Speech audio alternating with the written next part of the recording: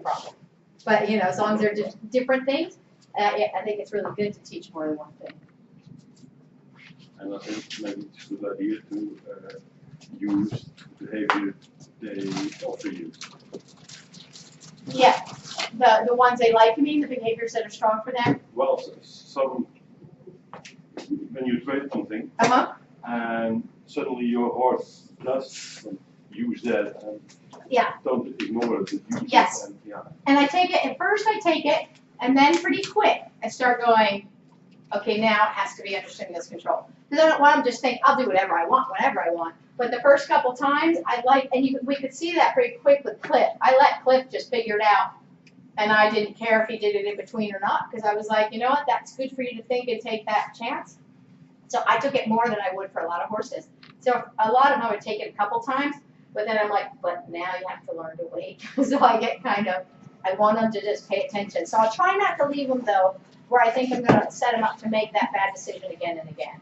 So if I'm right there and I think we're going to go to the target if I don't do something, I'll move away and do something else for a bit and come back and try and make it a distinct and clear, I've sent you to the target, let's try again, so we can get it on stimulus control. It's kind of normal when they learn a new behavior, they tend to do it a lot. You know, they're kind of like, I love this new one because it's their latest thing, you know, so they're just all over it. And so you kind of see it escalate for a little bit. So you kind of try and keep it where it's balanced out with the others. And again, it's a balance I start to see. If I start to feel like they are going to the, if they're going to the target, going to the target, I think, okay, that means standing away from the target isn't strong enough. So I then want to rebalance it out with making the other thing strong as well. So I can make a distinction between let's stand, let's go. Does that make sense? You can tell us a bit more about what you train when riding? Okay. Or what you do, or what are the usual things you are asked for? A lot of times what I'm asked for is, I think the biggest thing is going forward or downward transitions. It's the up or the down. So one's too nerves, one's not enough motivation.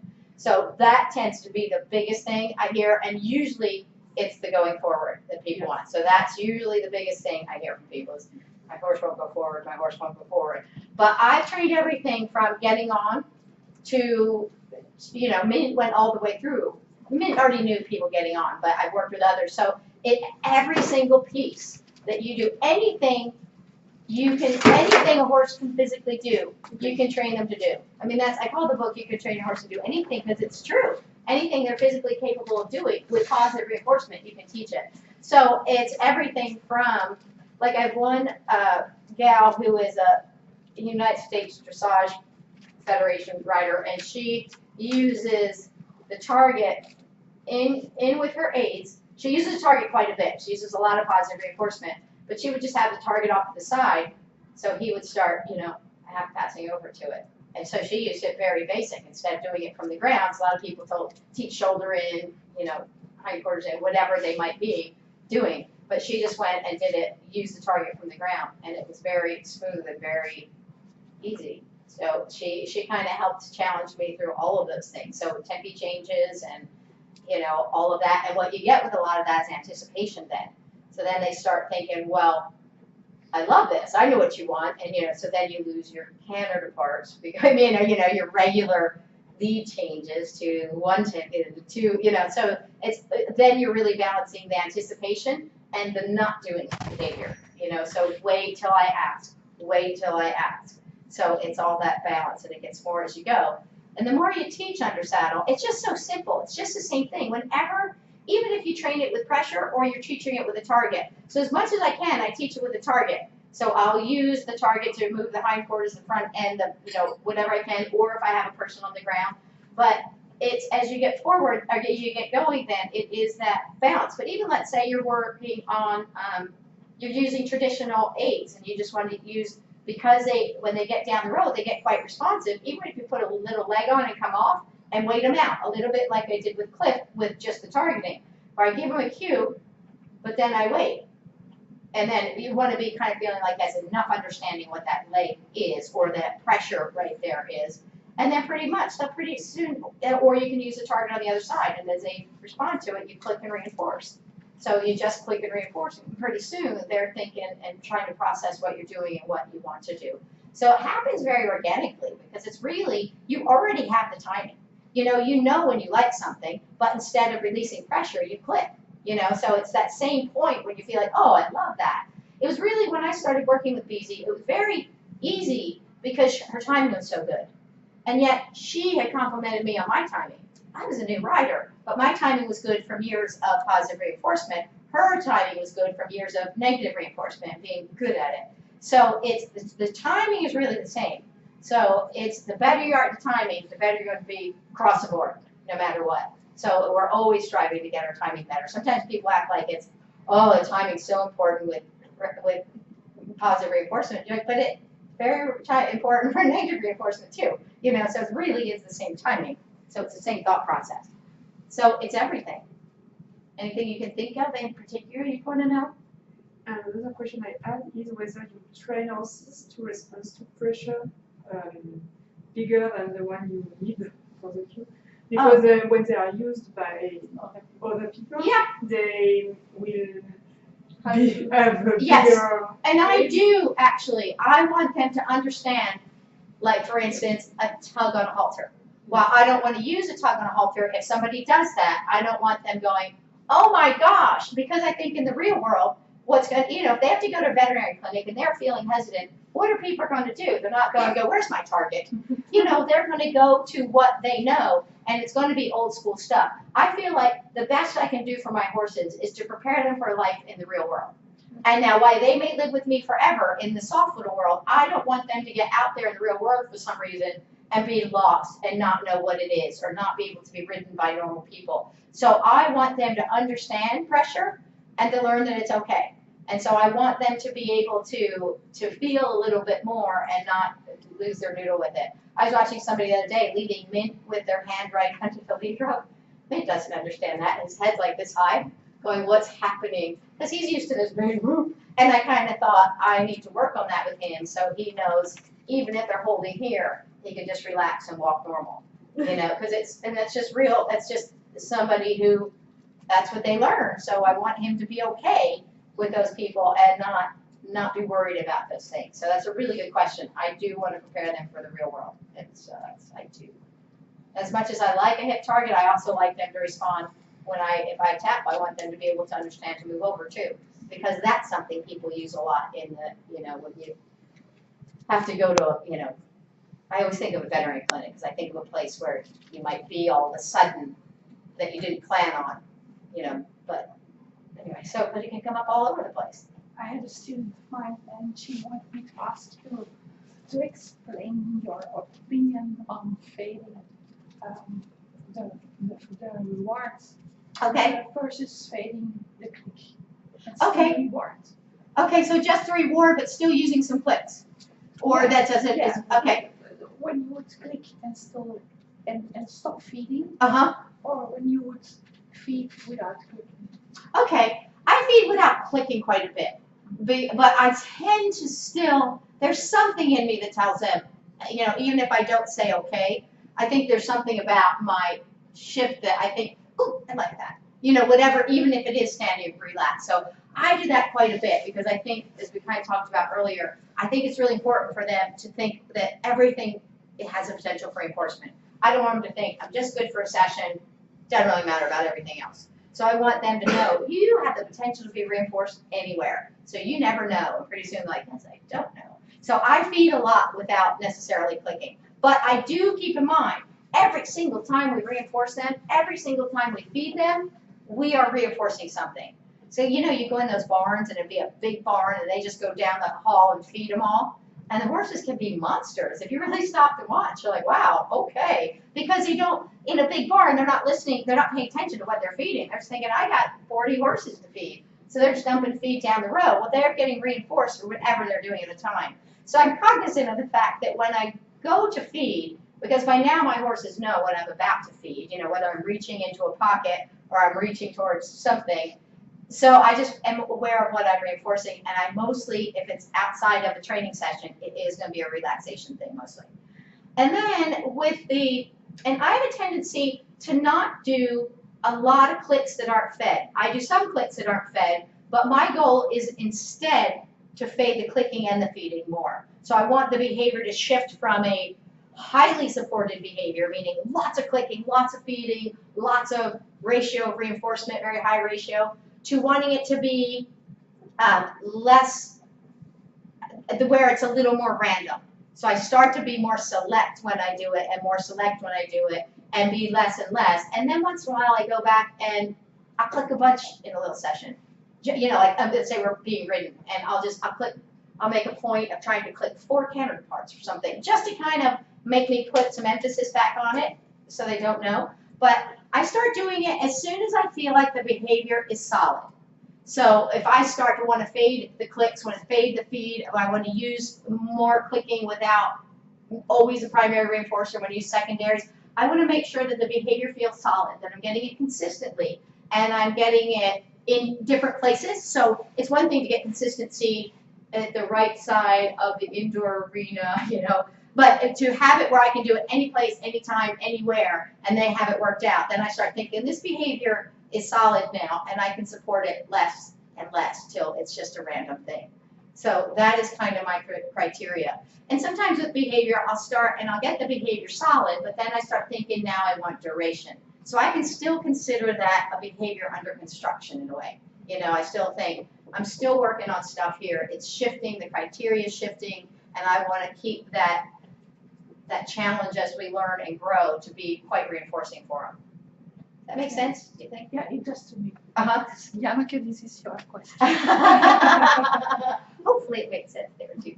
And on the same subject, sometimes you click and don't treat, and the treat come later with another click. And for some behavior like the backup and the static targets, the click will terminate. And is there a way for the host to discriminate, or just is used with this system, it's the end, and well, this one? And basically what's happening with when I click and go on, they're getting another cue. Okay. So there is, because if I just sit soft in the saddle, yes. If I just kind of click and I kind of feel a little soft in the saddle, they know, okay, yes. But if I click and then support, you know, the canter or whatever, they realize, okay, let's carry on with this behavior. So so that's where I do with that. And you can you know, you can teach them where when you've clicked them for holding on a target, you know, across the paddock, and then they come to you, and on their way, you can say spin, and they'll stop and spin. So you just need to do that in closer place, and so they'll take a cue on the fly. So that's kind of a more advanced thing, and you see a lot with the marine mammals. You know, you'll send them out on a bow, and they go out on the bow, and then you blow the whistle, and they come back, and then you send them on a, you know, a spin or, you know, something, and they'll just take it, and their energy just gets all up, and they really enjoy it. And your horses can enjoy it too, because again, it's that we start putting the variability, and we start like they don't know what's going to happen next, and it's always a behavior that's well reinforced for them, so they take off just full of energy and enjoying it. So, but in the beginning, to break it down to your horses, you have to go really slow, because they'll just be like, I don't get that. So I start closer. That's good. In the book of Karen Kriok, she's speaking of about behavioral change. And I find really interesting. They said we should always learn poem. Poetry, beginning by the end. Back chaining. Yeah. And that's back chaining I use for a number of things. Not all things, but when I am building a chain, the back chaining is really important, because then fetch is a really good one for back chaining. So fetch, when you go pick up an object to bring. So I'll teach them kind of hold it, and then my hands, hold it, and then my hands. So this part is really, really strong. So it has a very strong reinforcement history. So then as you add it, you know, you set it eventually to the ground, and then your hands are here. They kind of think, oh, it needs to go to the hands, a strong reinforcement history. So you're making it very easy for them to succeed, because the strongest behavior is at the end. So it's easy to take the new behavior and kind of reinforce by the next behaviors, because they've been so strong. So there's places where I use back chaining. Yeah, I think I like back chaining. We did a lot of chains with the otters. Well, the sea lions too actually did a lot of chains. And so we back chained pretty much all of them. And we could break them up. We could break up the chain and pick up midway, and they would carry on. So we could use the variability in when we clicked and what we clicked for.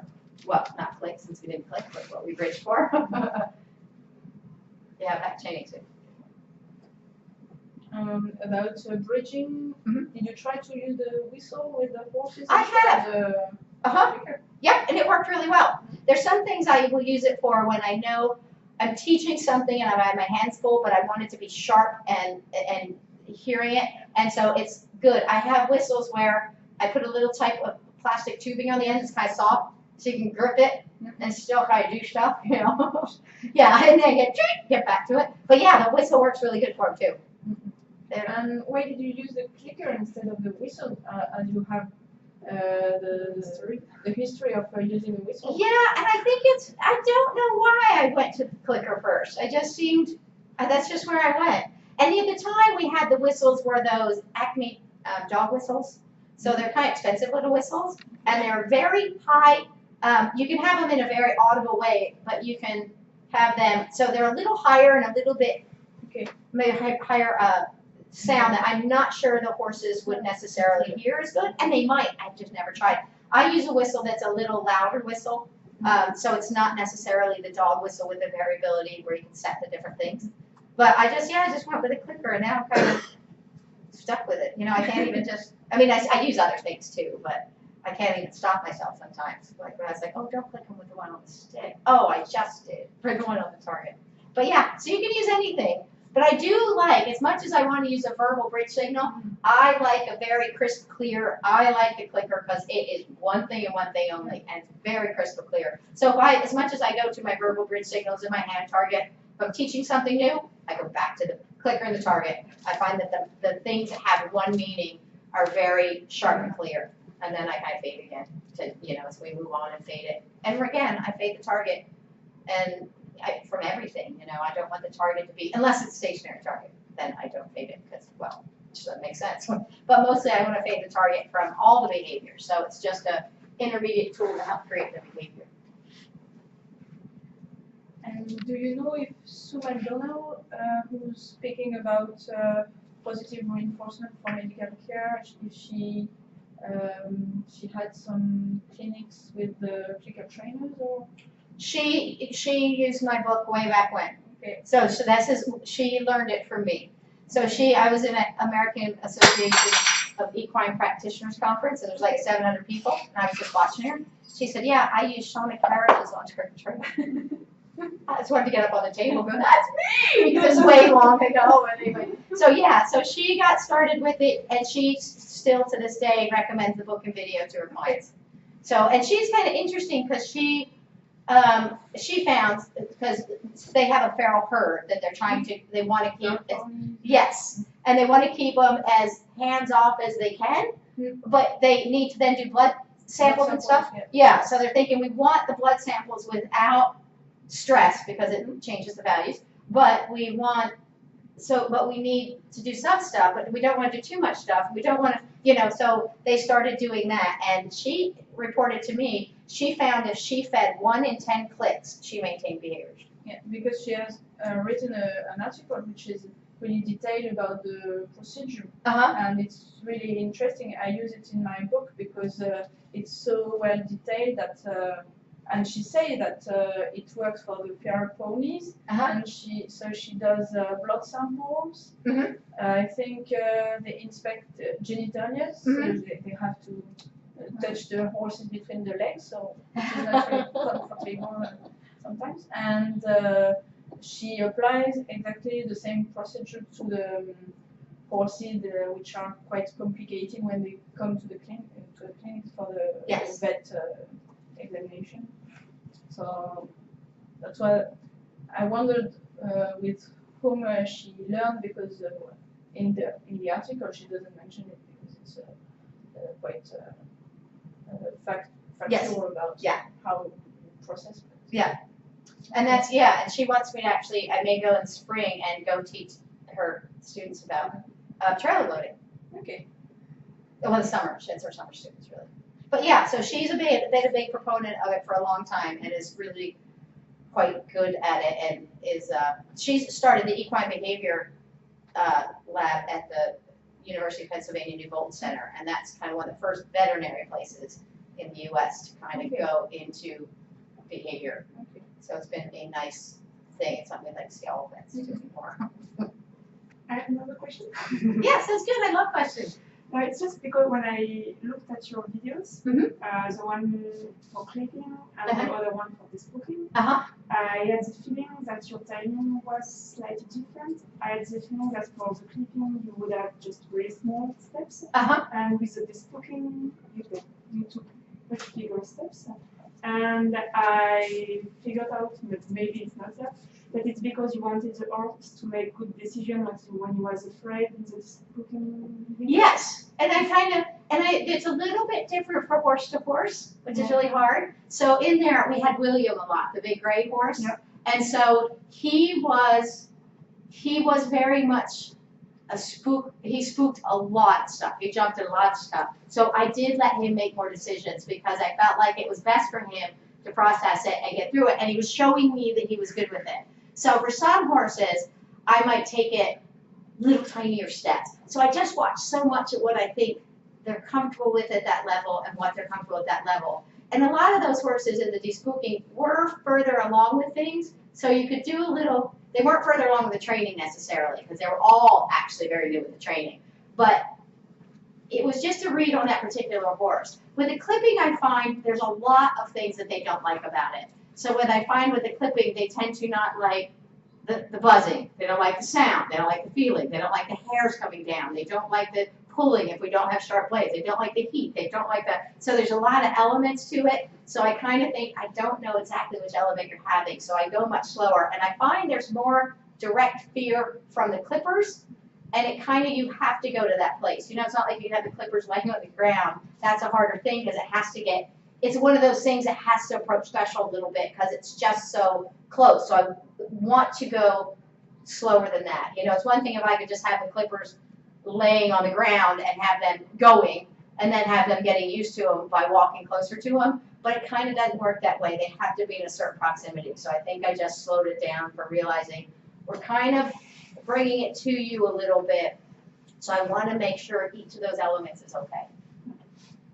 So it is so much with the horses. It really is. I'll just feel a situation thing. You need more, you need less. You need to think, you need to process, you need to, so that's a good observation. You have to go watch it again. Yeah. And the clipping, or the despooking took a year to film. Yeah. Because it was just 6 different videos that went, or DVDs that went into it. And they were just kind of all over the map, you know, and it was fun. It was a big one though. I like the Toys of Terror the most. Yeah, that's kind of usually about 3 o'clock I see people start to go, especially the second day. Then you realize, I've overloaded them, haven't I? Overcooked. But yeah, it gets that way. I just talk about, hey, you know, it take 10, 15, 20 minutes of new information, and then I just jam you with hours of it. And I think, like I said, a lot of times I've done clinics, at the end you ask everybody what they learned, and it's something very different. You know, so everybody takes away what's pertinent to them at the time and the place that they are. And if you watch another clinic, you would probably take a different part away, and you may not even have heard that part of this clinic. You know, so it's or this workshop here today. So if you think of things as you go down the road, 1, you have resources near you. 2, we have the connection training, which is a great online resource for seeing things or getting a community involved. And there's just lots of places of learning, but you've got great resources right here. And about resources, you told about IMATA and said that for horses we hadn't the equivalent.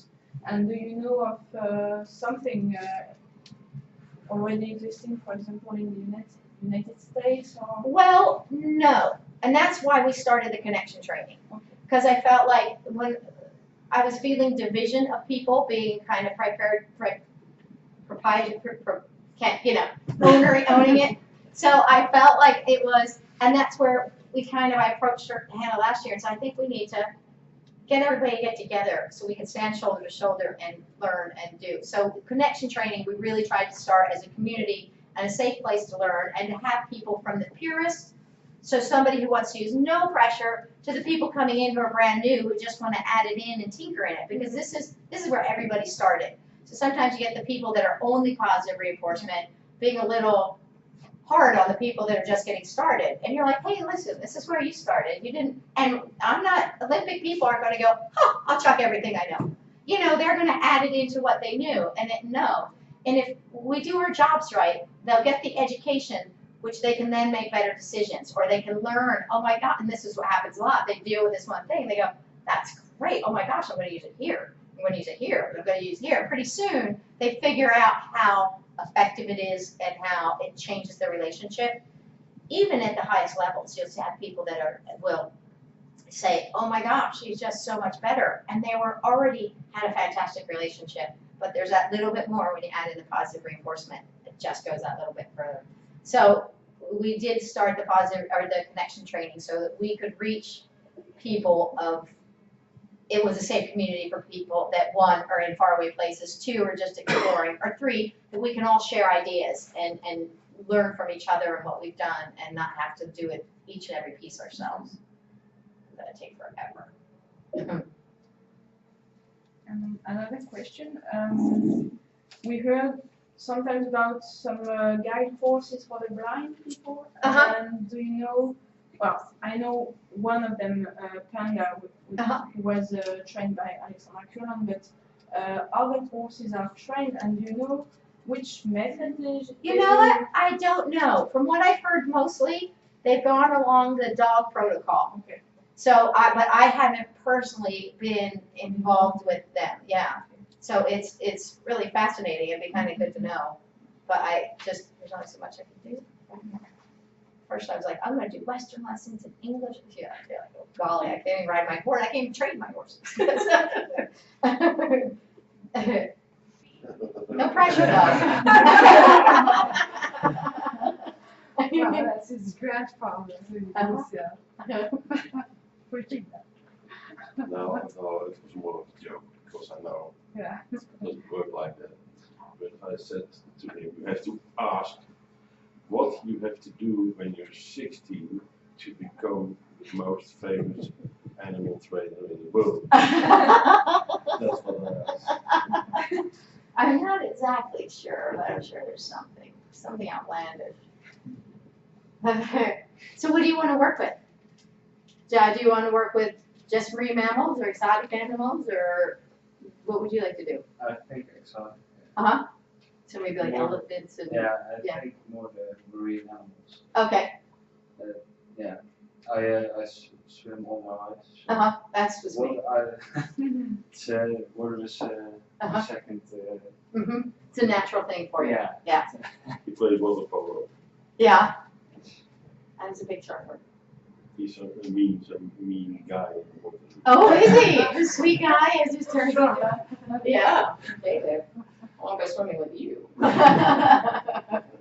that's good. It'll be fun. Do you know where you'd like to go? Or are you just going to just try all over? I'm going to try a little bit. Just see what, you see everywhere. What I'm going to do.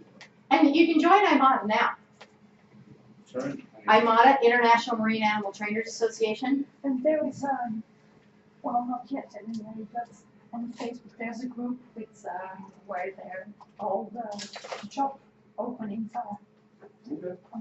And I'll get IMATA, International Marine Animal Trainers Association, and they have a website, they have a Facebook page, they have student programs. It's a good resource. Okay. Yeah. in the States you can start learning to train as a volunteer. That's something that amazes me, because in America everything about insurance and safety and everything. So you can go into the zoo as a volunteer and start training, which is not done here. No. They don't have volunteer groups for training. They should have, but no, it's not. The insurance doesn't allow it here. And it used to be, we kind of did it for that reason there. So I don't know what's changed there. But yeah, so there's things you can do to get started now and get involved and get connected and learn from people. So I think it'd be a good place to start. You don't have to wait. I'll be online in the car.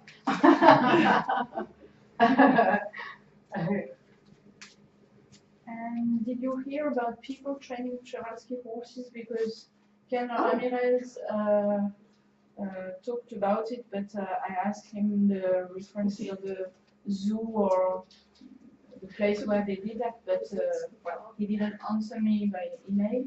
I tried twice or 3 times, but so no, you didn't hear. No, I didn't hear about that. You know where I would maybe contact first is the San Diego Wild Animal Park. Because they have a lot of SeaWorld trainers went to the San Diego Zoo and San Diego Wild Animal Park. I mean, it's a very, and they started training exotics way back when. So I would think they're kind of cutting edge as far as that goes. So I would at least maybe talk to them. And if they're not doing it, maybe they can maybe they'll know who is. Because they have some of them there. And it's the Wild Animal Park or San Diego Zoo's Safari Park or something. You know, they change the names now and then. You're like, I don't know what it is. But I think it'd be a good place to start. Mhm. So I didn't hear that. I broke to some zebras. They're a little fun. Which kind of zebras? That like Regular the or plain zebras? plain zebras. Mm-hmm.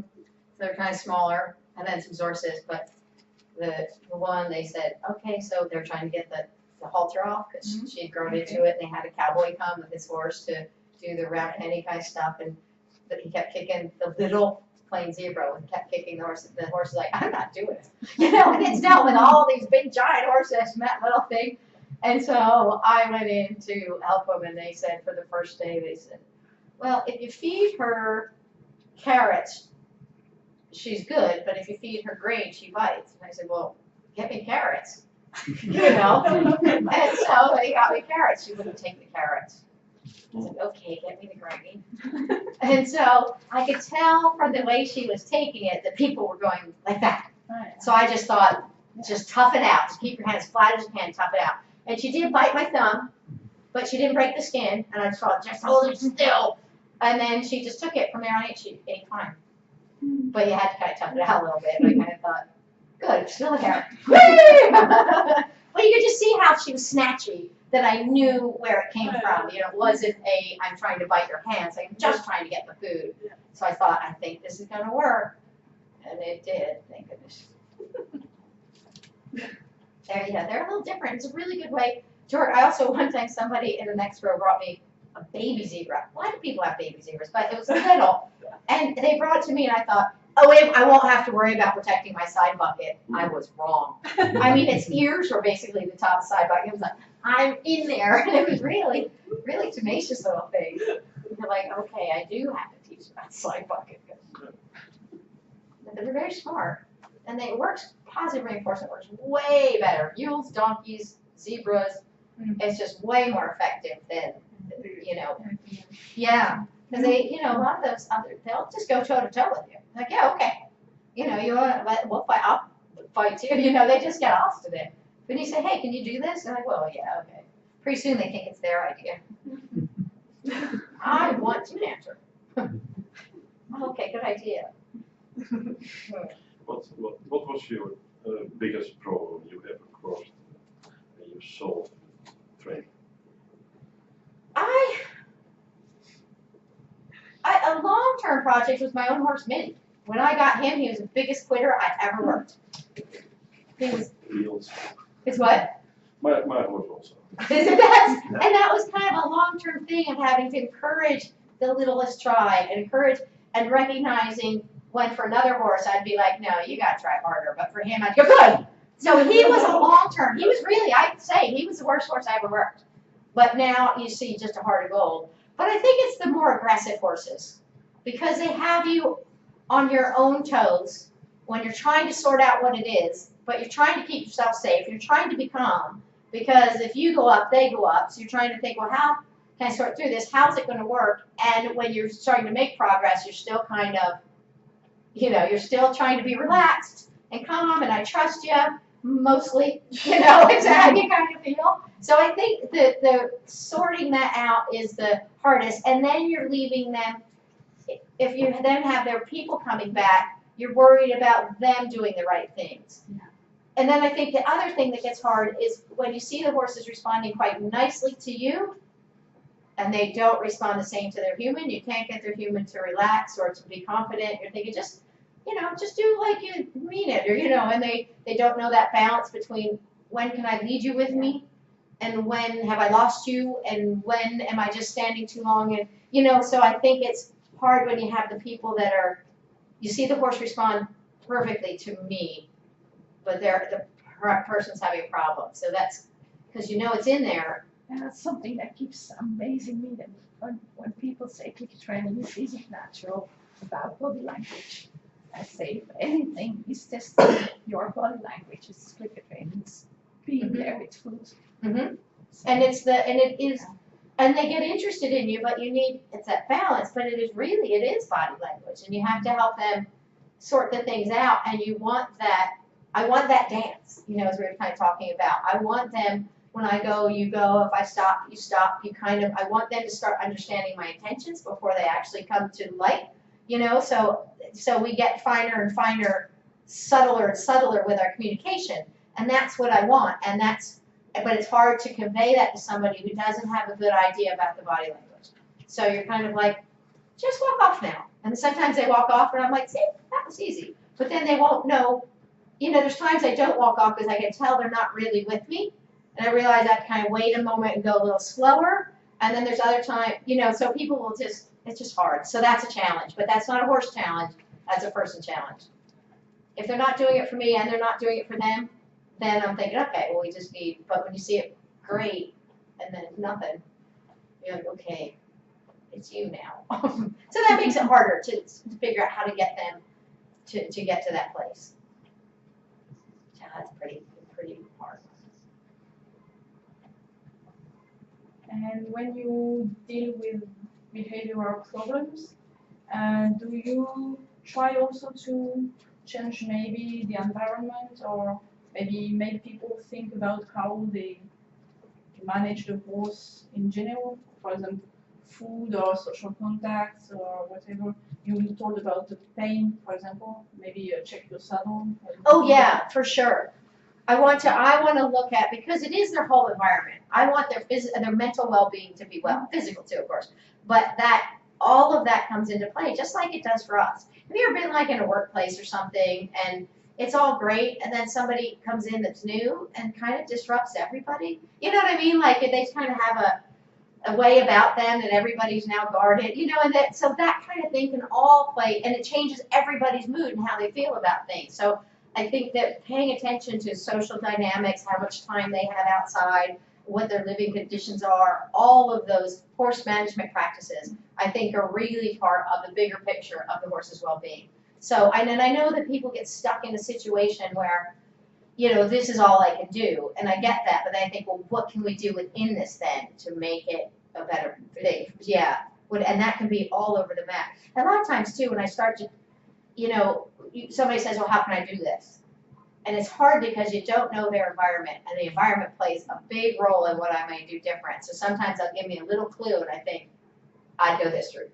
And then sometimes I get a little clue that's a little different, I'd say I'd go that route. Because it is within the confines of their environment. So it is really hard to send people home, and I don't know.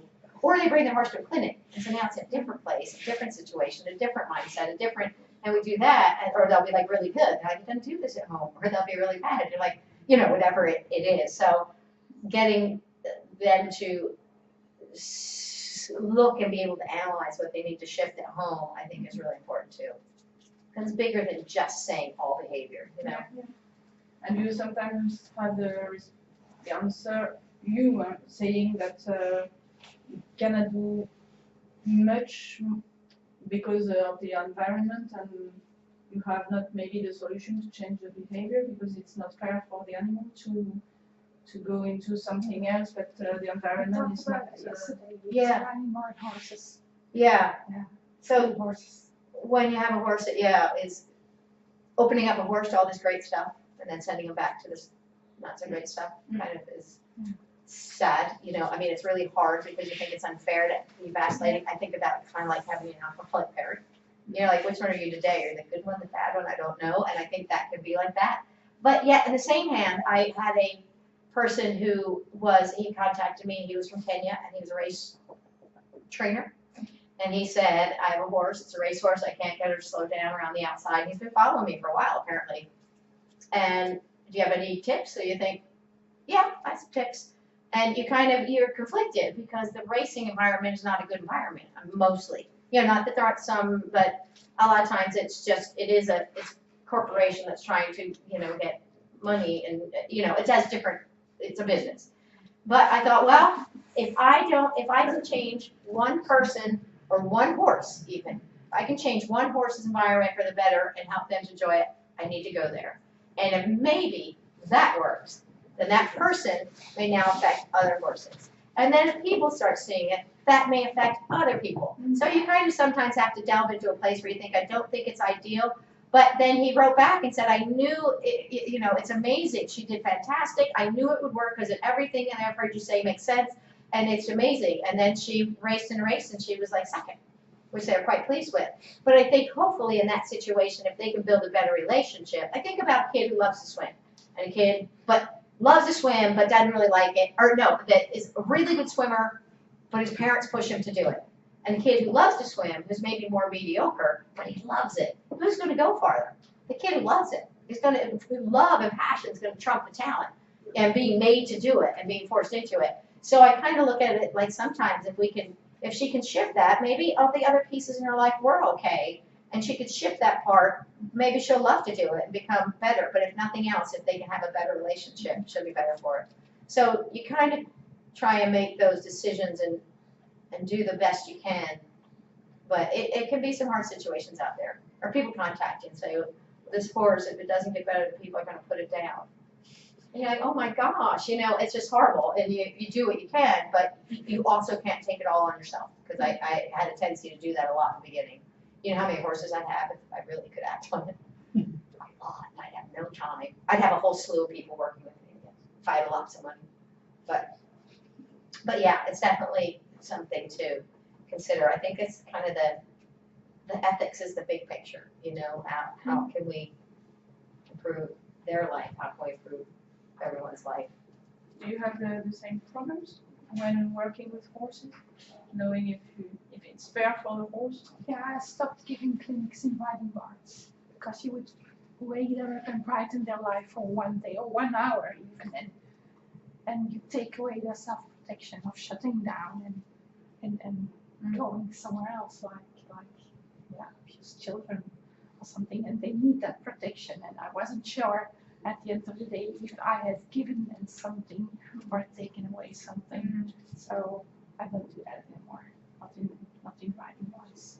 And I think if you can get either the trainer who has the horse or the trainer who's teaching the people involved, that's good, because I've seen that work, because now they're saying feed him, as opposed to beat him. They're saying feed him. Or if the person owns the horse and has integrity to keep it going with their trainer, because you can ride from a traditional trainer and still be kind of like, okay, I'm feeding now, and have your own mind in there. And they're going to go, well, you're my paying customer, so I'll just, I'll let you go with it. So it's kind of. It can be really hard for people in a riding barn where they're on their own and everyone has their opinion about what they are doing, and they go to the stages of failing and being sloppy and a grumpy horse, and sometimes it will work and there's no one around who will see the value in it. Yeah, it's hard on the people. And that's because of the failure places where people go and they go down the wrong path. That's where we wanted Connection Training to be a safe place where they can go and go, what am I doing? And kind of get a little bit of help, or even a safe place to talk and share and grump about, how hard it is. Because it's getting better, because it's changing. But it can be really hard to be the person in the barn who's doing it your own way. And the people will kind of ridicule you. But yet, on the same hand, if you're a strong person, I've seen people convert their whole entire barn. So it kind of depends on where you are. I've seen Pete change an entire farm. He was a parallel farm, and now it's a cricket training farm. Really? Huh? I've seen him do that. It took some years. I didn't have the patience for that. And some persistence and some, you really got to. We fought many wars. Yeah. And that's That works. good for you. Thank you. Yeah. It's not, I started this 20 years ago, and I was just a novelty. I was one person, and luckily I had support of high-end people. So I got exposed to a little bit international people early, but there's still all the people in between that were just. And those are a lot. And those are a lot, yeah. And so it's just been you climb and you climb and you climb. And it used to be if people were saying, oh, I don't do that, I'd be like, well, you don't understand. And I would want to convince them. Now I'm like, okay, you're not ready. Anyway, how's the weather? And I just move on to other things. I just learned sometimes.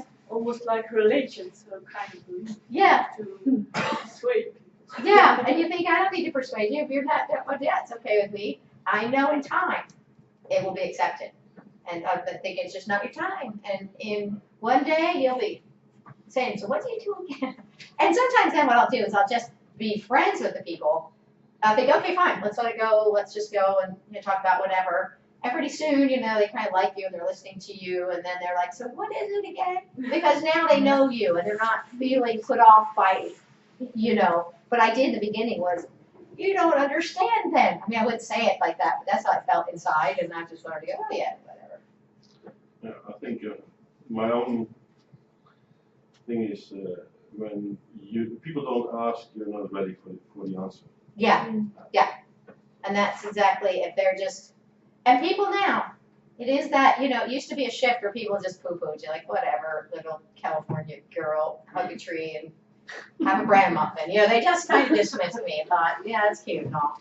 And pretty soon, though, and it was one of my sponsors. Pfizer was one of my sponsors, and he kind of the same way, like, oh, yeah, that's another gimmick in the horse world. And he's like, wait a second. And then he said, I want to sponsor, and then it turned into a big thing. But it took him kind of getting to know me as a person before I could listen. Another thing you hear a lot of, you would hear it on forums and things like that, was because I would get Google alerts for clicker training horses, so I'd go see what people are saying. So if it's not being represented well, I just march right in there and, get in. Sometimes, though, I can't do it. I'm like, I don't have time for all that right now. But I'll just get in there and march my little defense in there. And so one of the things I was hearing quite a bit for a while is like, well, I've seen people who've trained POF with clicker training, and clicker training doesn't work for POF. And you're like, it has nothing to do with the training and everything to do with the trainer. And that just means somebody didn't pick the right pieces out. It has nothing to do with the training.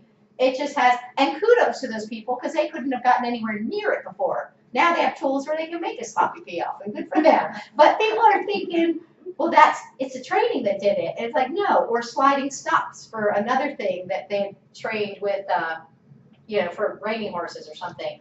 And again, it said it's just not up to, so I had to get on one of those forums and he was a real tough cowboy guy, and he was really brutal and mean to people. I just got brutalized. And I got in and I thought, and he knew a little bit about the positive reinforcement. I was like, good for you. Most people don't even quite understand that.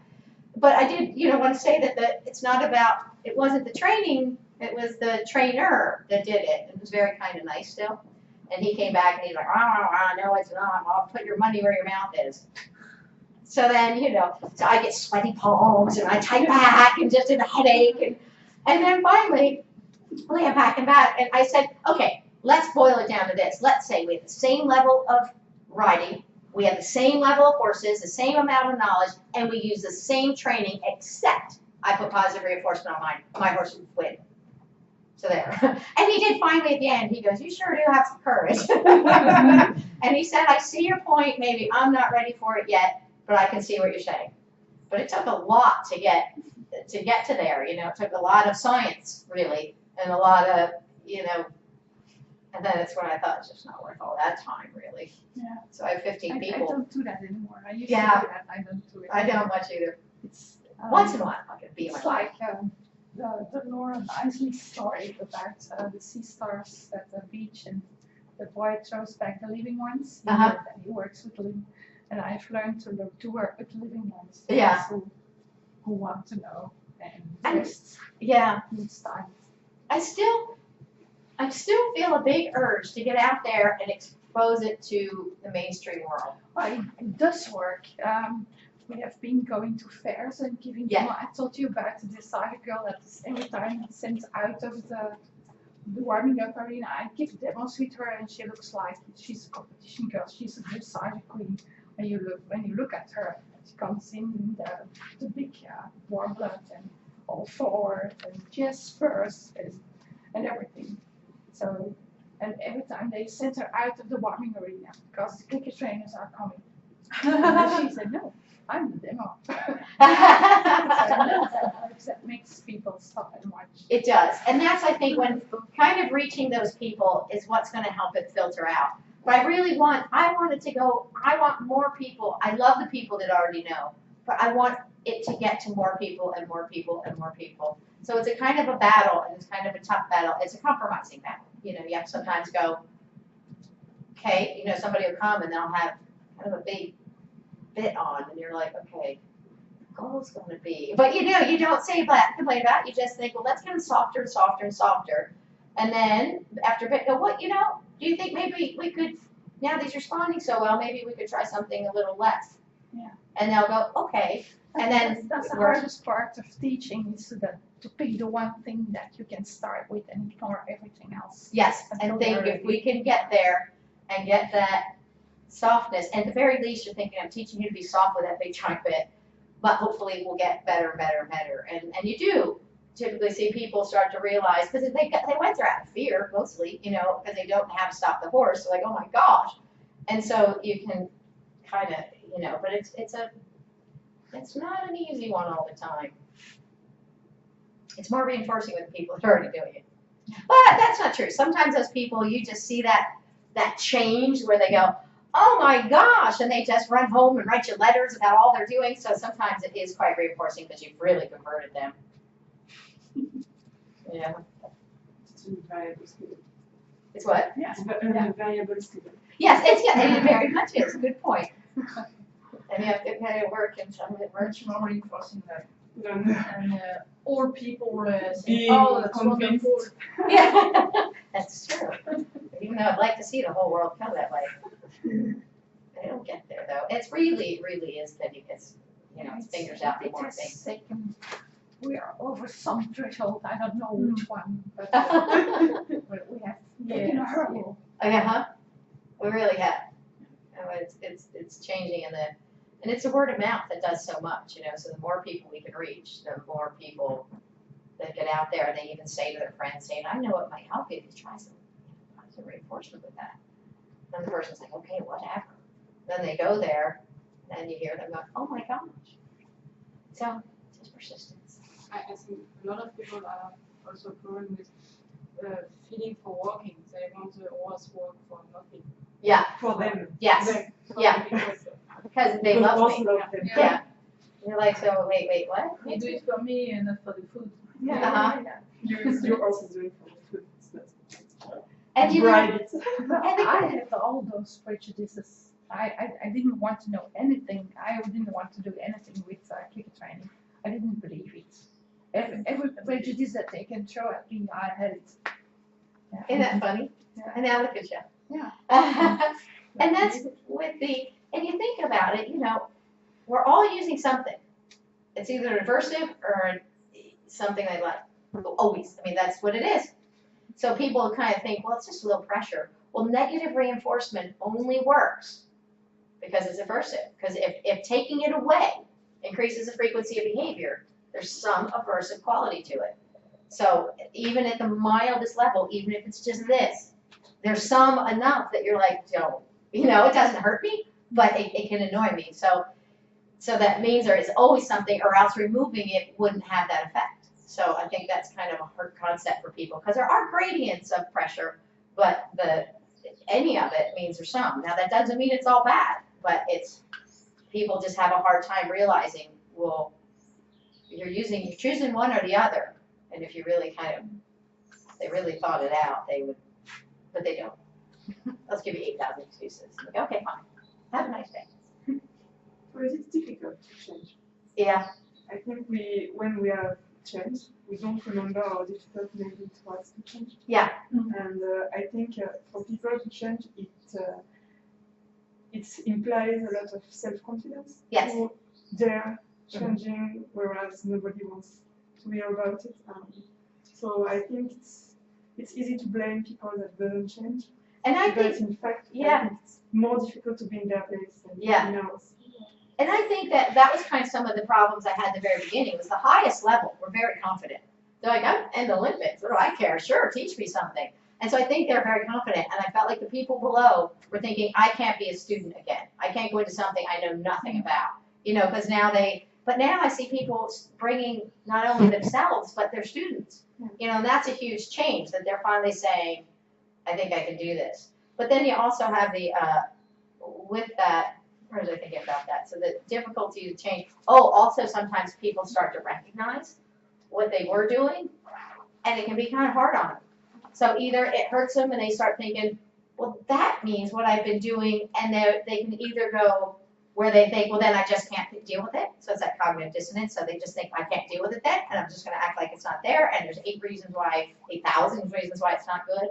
Or I've seen people then start to just get so hard on themselves about it, and just almost, I've had people crying, and you're like, it's okay, you didn't know what you didn't know. Just go forward, look, they're fine, they're moving on, but they'll get themselves wrapped up in, some heavy thing about it, and they're like, it's no big deal.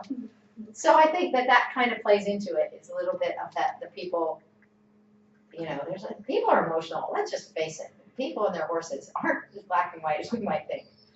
People kind of actually, it means more than that, so it can be hard, See some people who, women that are kind of insecure, their kids have left home, and then they have the worst horse ever. Like they picked some wild rogue horse to fix, like there's something about they want to fix them, and you're like, get a nice little quiet thing, why did you pick this one? But I remember first teaching clinics going, this is more than the horses, isn't it? This is it. I'm not just teaching about their horses, I'm helping the people.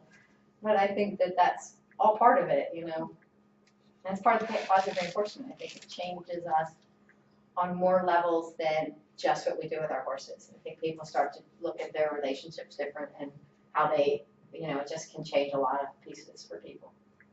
And then you see the people that are really mean people that do positive reinforcement.